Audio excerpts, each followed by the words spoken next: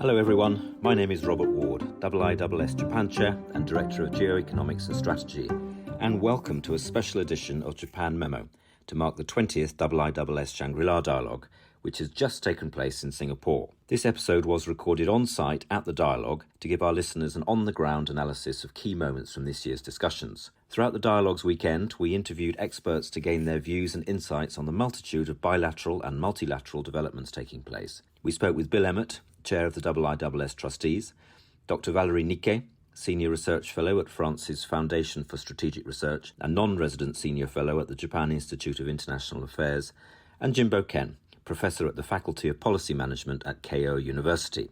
Before we launch into the main discussion on the dialogue with my Japan Chair colleagues Yuka Koshino, Research Fellow for Security and Technology, and Mariko Togashi, Research Fellow for Japanese Security and Defence Policy, take a listen to these quick interviews. We'll start our conversation with Bill Emmott, then move to Dr. Valerie Lee, and finally Jimbo Sensei. We hope you enjoy this special edition of Japan Memo. Bill Emmott, Chair of the IISS Trustees. Bill, we've had a day and a half of meetings at the Shangri-La Dialogue 2023. What were the highlights for you, and what do you think all this means for Japan? Well, I think the biggest highlight for me was seeing the Secretary of Defense of the United States and the Chinese Defense Minister raise glasses of red wine to one another. Despite all the tensions in the background, all the refusals to talk, there was a sense of human contact that the Shangri-La Dialogue is able to bring about. Beverage diplomacy. Beverage diplomacy, exactly. I think secondly, it's a particular highlight to see the Ukrainian Defense Minister here, Oleksiy Reznikov, having such a resonance around with his bilaterals around the group and learning actually about how many countries here have provided ammunition and supplies and so forth to Ukraine, rather against the sort of general idea that it's only a very few countries that provide support, actually more support than expected. But thirdly, I think Japan has been quite central to this Shangri-La Dialogue because of the increased alliance relationships that the United States has led and Japan's role in that, both in its own defense build-up and its own national security strategy, but in Japan's relationships with the Philippines, with the Republic of Korea, with Australia, with Indonesia in a different way, the way in which diplomacy and defense are building up together, obviously for a long-term strategy, but Japan is much more on its front foot than it ever was before in defense and diplomacy in this region, rather than on its back foot. Thank you, Bill. So, Valerie, what were the highlights of the Shangri-La Dialogue this year for you, and how do you think all of the things that were discussed might relate to Japan? I think one of the highlights is that despite all the tensions mentioned by everybody, including South China Sea most recently, and of course Taiwan, everyone also spoke of dialogue. And that's an important point, also between the US and China, with the last intervention by General Lee. And for Japan, of course, one of the most important points is a new Quad with Japan, the US, the Philippines at that time, and Australia, consolidating the role of Japan for a free and open Indo-Pacific in the region. Thank you, Valerie. So, Jimbo Sensei, what were the highlights of this year's Shangri-La Dialogue, and what does that mean for Japan? Sure. I think that the highlight of this year's Shangri-La Dialogue rests in the growing dilemma between United States and China on their strategic perspective. Obviously, the United States have committed to engage in allies and partnership in Asia-Pacific region, and that is good news for allies and friends. And China also reiterated their growing influence and presence in the rest of the world, including those in Central Asia, South Asia, Middle East, and also in Africa. But in terms of how they can really manage their collision spot in East Asia that involves Taiwan, also East and South China Sea, it is very hard to find out how they can really find the solution. And what is really lacking now is the mechanism of the dialogue, which both Secretary Austin and Defense Minister Lee have reiterated how important to have a dialogue with each other. But whether they can really take a step forward to make it realized, how they can really talk with each other, there has been still a lot of stumbling block ahead in both countries to make that happen.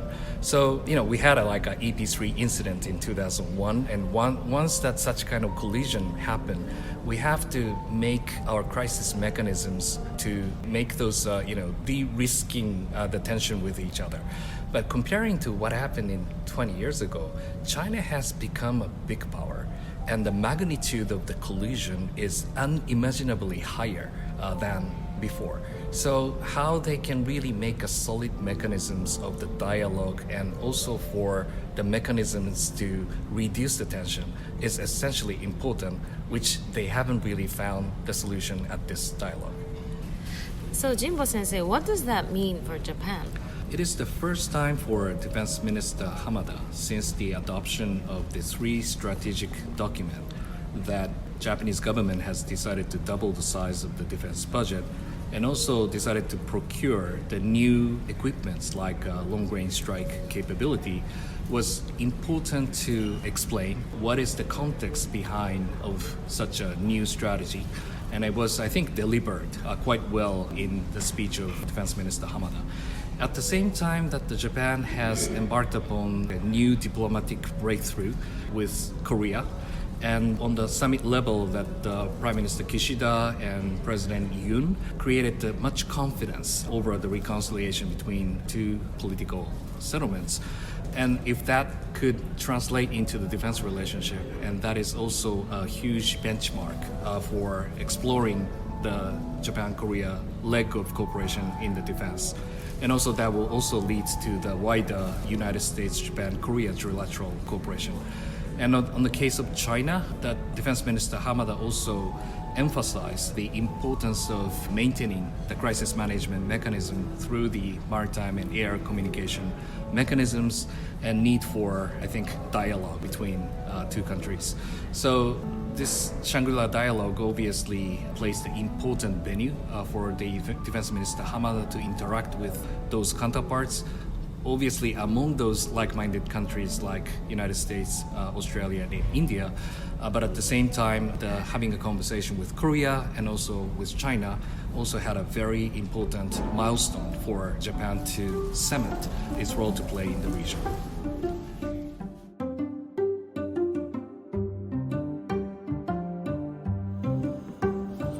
Hello and welcome back to Japan Memo, the IISS Japan Chair Programme podcast where we're joined by experts, strategists and practitioners to unpack why Japan matters in today's regional and global geopolitical landscape. I'm Robert Ward, the IISS Japan Chair and Director of Geoeconomics and Strategy at the Institute. This month's episode comes to you from the sidelines of the 20th Shangri-La Dialogue here in Singapore, which is just coming to an end. I'm delighted to be joined by my 2 Japan Chair colleagues, Yuka Koshino, who is Research Fellow for Security and Technology Policy, and Mariko Togashi, who is Research Fellow for Japanese Security and Defence Policy. Today we're going to be discussing our impressions of the dialogue, some of the highlights and some of the key themes from the dialogue. Yuka, first to you, what for you were the highlights of this year's dialogue and were there any significant differences in your view from last year's dialogue? Yes, I think there were several very interesting differences from last year. So first, to set the context, last year it was the first SLD after 3 years due to the pandemic. So the ministers were meeting in person for the first time.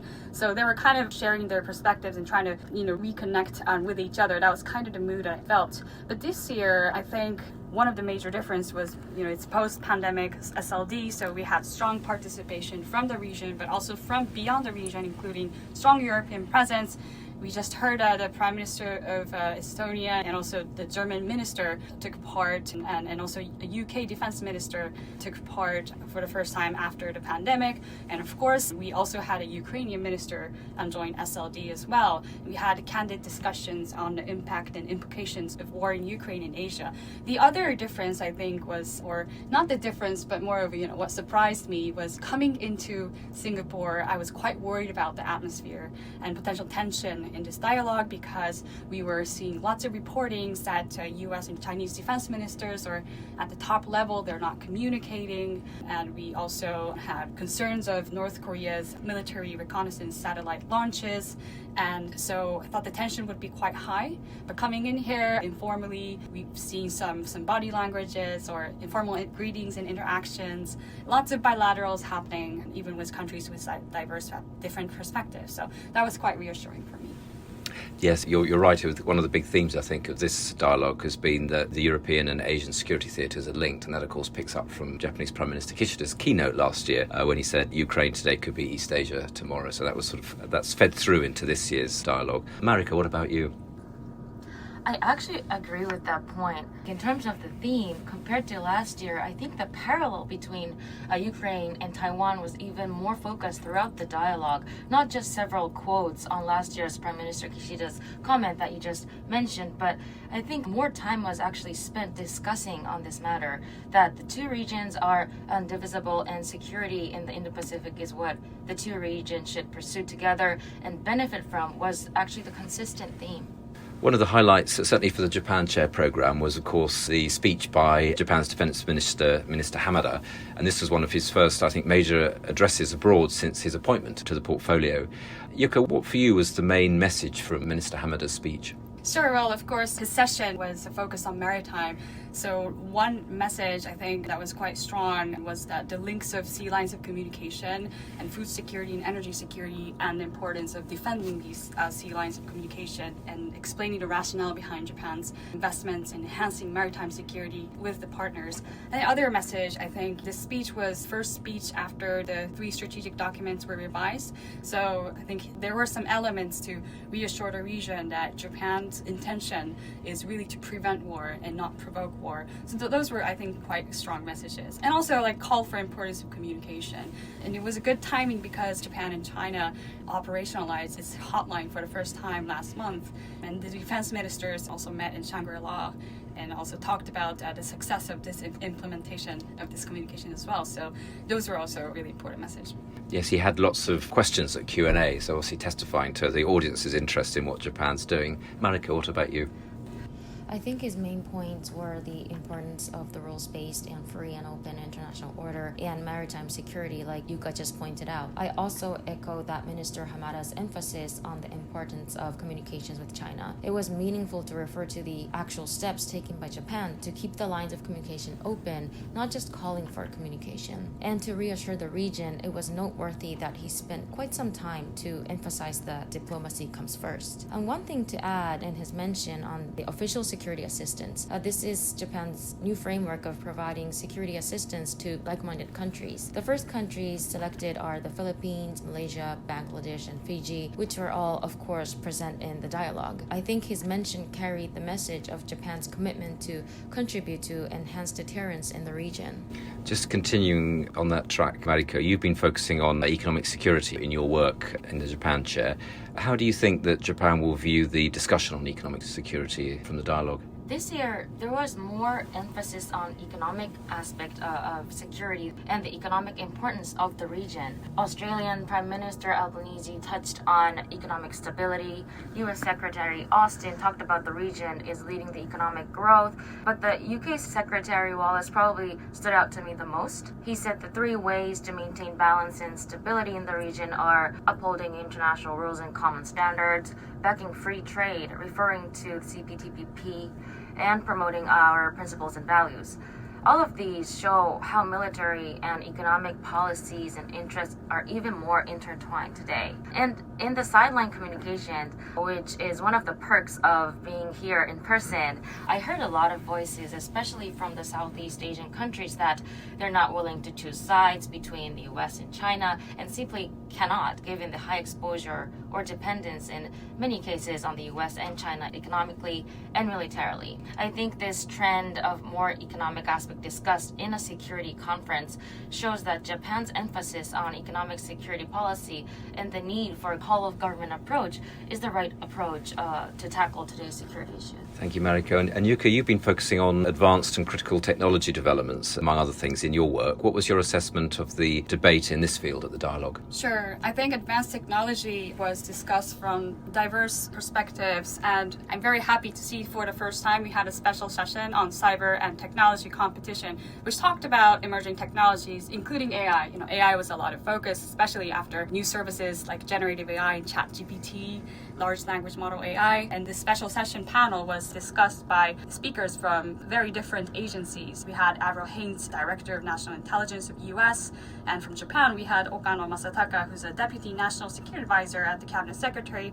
And then we had the Singapore Armed Forces, Brigadier Chen, and also the National Defense Minister, Vice Minister from Lithuania. So you can see, when we talk about cyber and emerging technology, you need economic security perspective that Mariko just mentioned, and then defense, and also, more kind of central agency that oversees this civilian and military interactions. I think the key themes for this session particularly was the challenge for public-private sector cooperation to tackle these security challenges, but also for innovation and need for governance on these emerging technologies, and then also the blurring line of the civilian and military domains, and also the need to overcome the stovepiping nature. But at the same time, we've already been talking about these challenges for several years. That also shows how difficult it is to overcome these barriers.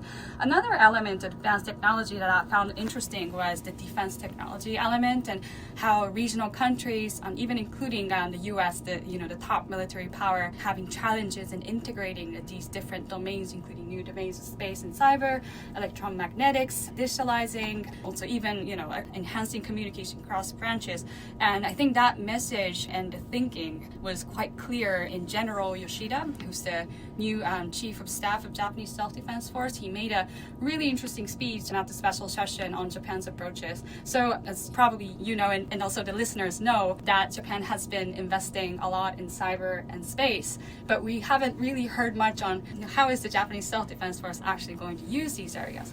And he really drew lessons from the Ukraine war, that having an accurate and timely assessment of the situation is really key to deterring conflict. And putting in that to Indo-Pacific context, you have so many islands in the region. It's very difficult to increase the situational awareness. So he was calling for regional countries to cooperate on situational awareness in all domains. And his deterrence is deterrence by detection. So he was emphasizing the need to invest in these new domains to ensure that you can increase situational awareness, including space, cyber, maritime, but also cognitive domain through cooperation with like-minded partners. So that was something that I haven't heard much, and also it's really a rare case to hear from the top of the Japanese Self-Defense Force. So I really encourage those who are interested in Japan to listen to his speech. And from what you say, I expect we're going to see more in this area at future Shangri-La Dialogues. A greater weighting to this area. And final question, what does the dialogue say about Japan's evolving role in the Indo-Pacific and beyond, Yuka? Sure. I think Japanese defense ministers, prime ministers, and foreign ministers have been talking about the free and open Indo-Pacific. And recently we've saw 50 pages of new, projects of FOIP. But I think one of the criticisms or questions that a lot of people had on FOIP was, what is the defense and military element of FOIP? But I think this SLD, including not just the plenaries and speeches, but also the actual achievements made in the sidelines, all the trilaterals like ROK, Japan, US, agreeing to accelerate the real-time information sharing arrangement to counter North Korea threats, or Japan, US, Australia trilateral. I was reading a readout, but I think the depth of the cooperation has significantly increased, including cooperation on the integrated air and missile defense IMD, because now Australia and Japan is going to aim for possessing long-range capabilities, which will require different sets of operational and industrial capability to achieve this, and also committed to more high-level exercises. So the three countries can focus on this now because Australia and Japan signed the RAA, and the RAA passed in the national diet this year. And also we've seen the new Quad kind of emerging. We saw the meeting of the defense ministers of US, Japan, Australia, and Philippines. So you can see that Japan is actually doing a lot in defense, and that is much more credible now because of the three documents that committed to expanding Japan's defense spending double the defense spending in the next 5 years. So I thought Japan's military role in the Indo-Pacific is also evolving. And Mariko, final word to you? I think Yuka covered Japan's evolving role comprehensively, but just to add on, I think Japan's importance in the region was recognized in various speeches. For example, Secretary Austin mentioned Japan 13 times in his speech. And I think the fact that Minister Hamada's touched on the new framework of visual security assistance indicates the more active role in the military domain in the region as well. Thank you, Mariko, and thank you, Yuka. And thank you to our listeners for joining us on another episode of Japan Memo. If you enjoyed this episode, please subscribe to Japan Memo on the podcast platform of your choice. And for more insightful analysis, I also encourage you to look at past research by the Japan Chair Programme and the IISS on our website. We also hope to connect with you on Twitter, where we are active sharing the latest news and analysis on everything Japanese geopolitics and more. You can find me at Robert Allen Ward, Yuka at Yuka Koshino, and Mariko at Togashi Mariko. Thank you. Goodbye.